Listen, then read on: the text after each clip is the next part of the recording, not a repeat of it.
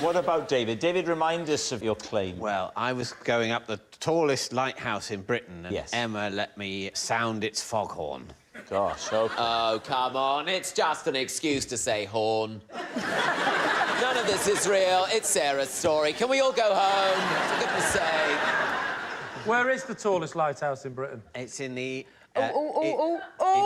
No, trust me, even if he's lying, this is the kind of nonsense he would know. It's in the Inner Hebrides. Right. I mean, it's in the sea. Can I just check? Have we got any sailors in? It's funny, I often ask that.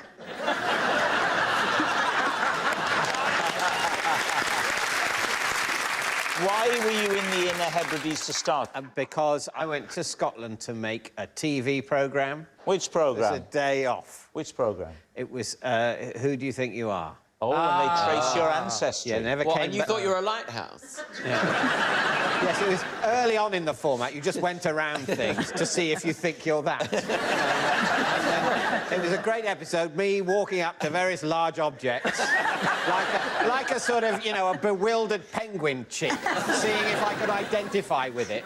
Do you think of this? Briefly, I thought this lighthouse was my mother.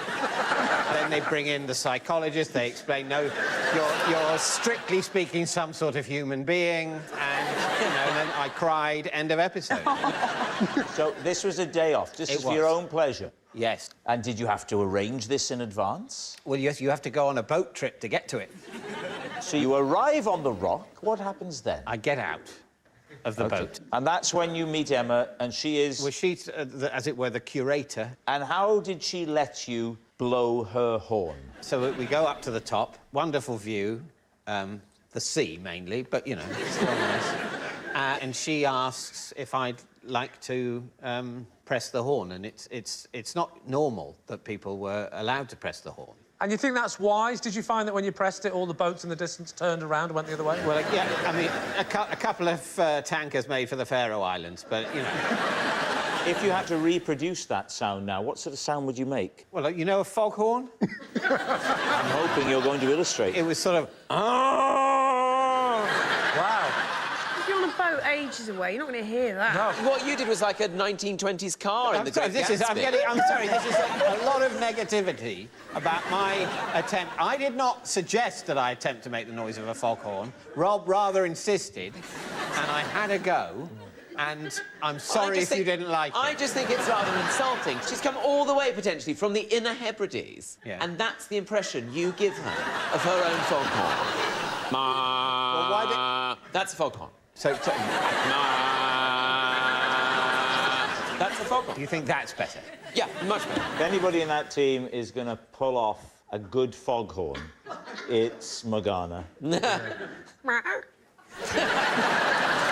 All right, we need an answer. So, is Emma Ugo's misled mate, Sarah's puppet pal, or David's horn honker? I think it's Sarah, because I think everything, to me, suggests that Emma works in the wardrobe department of a major international broadcasting corporation. Yeah. So you think I'm going to go with Sarah, too. Because Tom has got a point. She does look like a person that would work in wardrobe. But the problem is, she very much looks like somebody that would do a guided tour of a lighthouse. Yeah. And if she doesn't mind me saying, quite matrony. If I was Emma, I'd come over there right now and smash you in the face. Right, time to decide. We'll go with Sarah, then. I'll go with my team. I've got a sneaking suspicion about Hugo's little cheeky face. All right. I really have. But you're saying that it's Sarah, it's building a new Gordon. OK. Emma, would you please reveal your true identity? I am Emma, and Ugo came to see me. No!